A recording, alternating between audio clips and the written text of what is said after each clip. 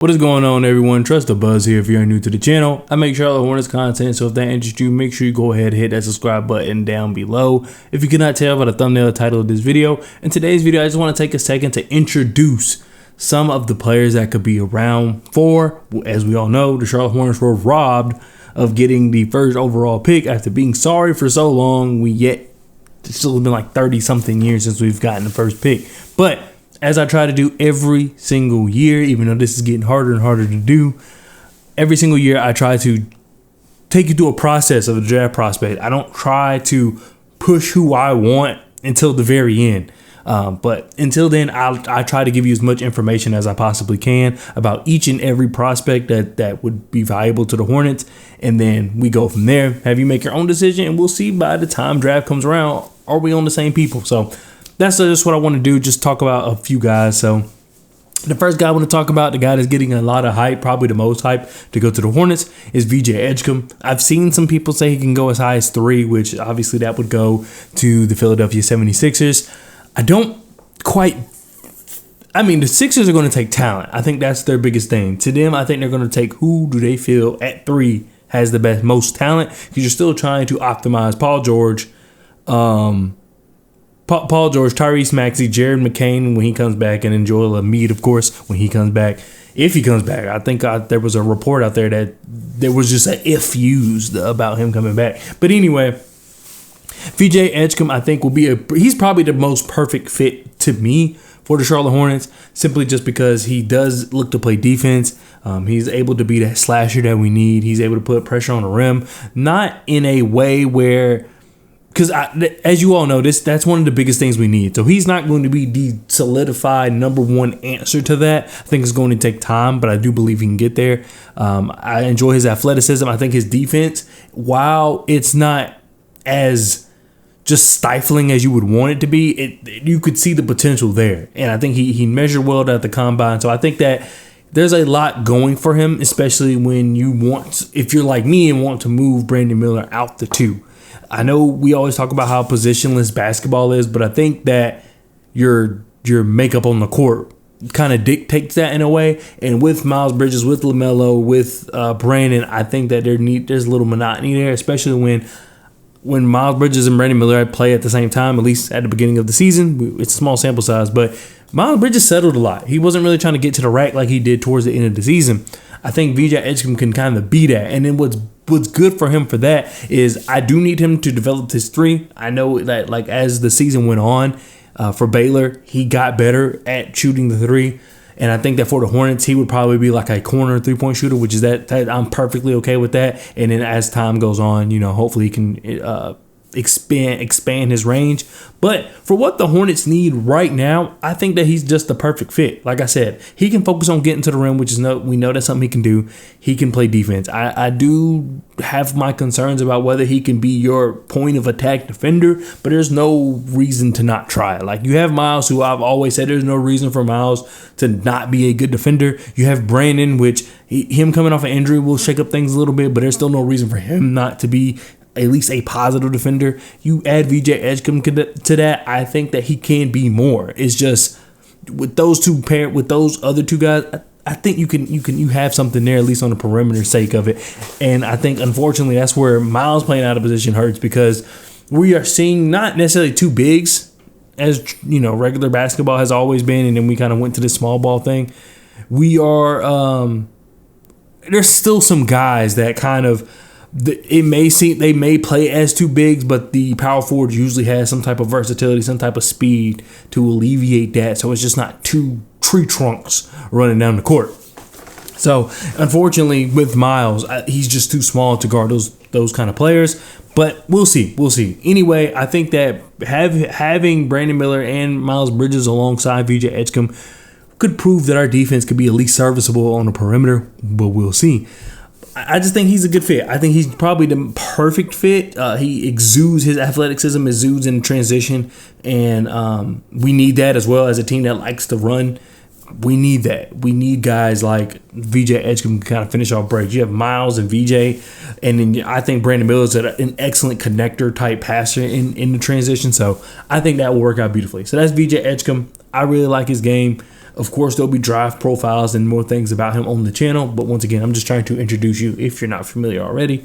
Next, we have Trey Johnson from Texas. He's a guy who I really like. Trey Johnson. Trey Johnson to me is, I would, as of right now, as of today, which today is May 15th, as of today, the way I feel is this. If the Hornets are trying to use this roster to kind of propel them to the next step and then build off that, I think VJ Edgecombe is the guy, because you can plug him in. He can do all the little things that you don't do right now, and then it gives him time to develop the rest of his game. If the Hornets don't know if this roster will even be together in the next 2 years, I believe that you might go Trey Johnson, because Trey Johnson doesn't have the defensive upside as VJ Edgecombe does, even though I think Trey Johnson can be a serviceable defender, and that's, we've seen time and time again. Teams are proven. You don't necessarily need everybody to be a plus defender. You don't need elite defenders. You can just have a bunch of plus guys and that, along with, your star players, and then boom, you're in the playoffs, you're successful. And we got to think about this from the Hornets perspective. We're not trying to go straight to one. We're not trying to go straight to the 1 seed. We're just trying to get comfortably in the playoffs. I think that's what a lot of Hornets fans want. Some even will take the play in. For me, after all this suffering, I need at least like a strong playoff push. 6 is fine. I don't need 4. I don't need 3. Anyway, I think Trey Johnson is more of his offensive firepower is going to be there regardless. So I think that if with Trey Johnson, you're drafting him because you don't know the team's going to be together. You don't know what Brandon Miller's going to be. You don't know where LaMelo's going to be. That's a guy where you can at least start to build around him, because I think he has the potential to be, I wouldn't say an offense by himself, like in the likes of James Harden. You could even say LaMelo, Trae Young, those type of guys. I'm saying he can be just a scorer for you. He can be he may not be your best player, but he could be your best scorer, because he still has, passing tendencies that he needs to work on. He also has dribbling issues. It's not as bad as VJ, but it's still not that much better. But I like his dribbling upside compared to VJ's. He's the type of guy where we just need you to score, go do that. I think VJ is more of a guy where he has star potential, but at his worst, he could be a very solid role player. I think with Trey Johnson at his very worst, he could just be a catch and shoot type of guy, but at the same time, he can put up points in a hurry. So whether that comes from the bench, whether that comes from starting, I think Trey Johnson, you can always rely on his scoring. And if I'm trying to start a team in today's NBA, not what I like to do because I love defense, but in today's NBA, I think you want that scoring. So it just, as of right now, that's how I feel. It just depends on where the Hornets see themselves going. As I see, I'm running along here because I'm yapping. Another player I want to talk about briefly is Ace Bailey. Ace Bailey, I'm not the highest on, just because I feel as though he is just a Brandon Miller clone. There are things they do well, they're separate from each other. There's things they do similar. I think that he's overhated, because the opinions about him are strictly like all the way through NBA draft talk. Like, everybody has a problem with Ace Bailey right now for some reason. And I say for some reason, I know why. And it feels, and I saw this on Twitter earlier, it feels as though it's very similar to the hate that Brandon Miller was receiving, where once you got kind of to this point, you saw Brandon Miller fall to like 10 on board. You saw Brandon Miller fall to like 12, 7, 8, 9, like up until like about 10, 12. Like, you saw him fall that low on people's like big boards.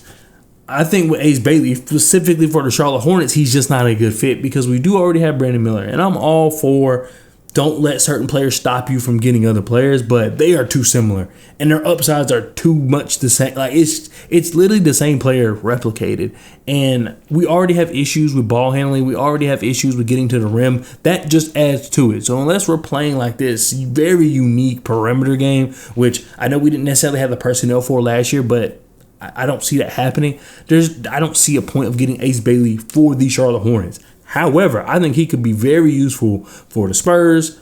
I think he could be very useful for the Jazz. I think he could be very useful for the 76ers, of course. Like, he could be very useful for a lot of teams. I just think the Hornets have Brandon Miller. It's just too much going on. I think you need some diversity on our team. Like, we need some diversity on our team. So we'll see.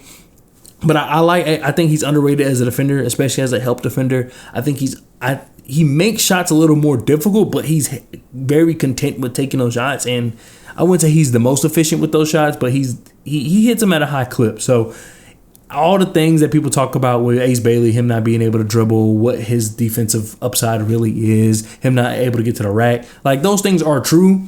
However, he has the way he can go about scoring is it's not something you can really teach. It's very natural. It's just he doesn't do it in a way where it's worth it, if that makes any sense. It's not like he's just this unbelievable God-given talent scorer. But the way he plays basketball, you can see where if he is able to put it all together, he's going to be dangerous.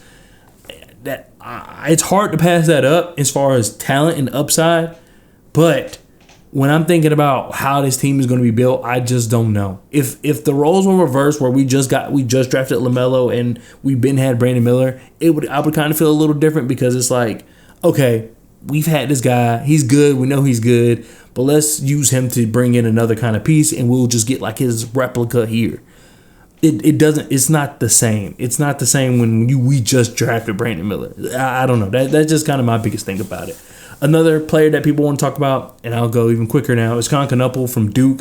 I think that he is a guy with a very, very high floor. I'm not really sure what his ceiling is, but I saw a clip of him today talking about how he kind of mimics his game in a way after Jimmy Butler. And all I got to say is that it's so accurate when it comes to ball handling, when it comes to how he goes to the rim, how he baits a foul, how everything he does in that little mid-range to the rim.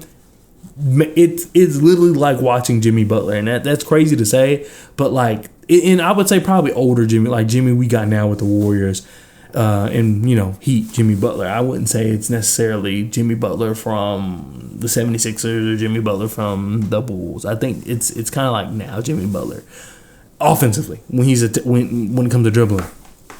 They're other than that, their games are like completely different, because even then Kon is a little more finesse. He's a great catch and shooter, and I think that's what we need. He's a guy where how the Kings, even though it's kind of backfired on them now, maybe a little bit.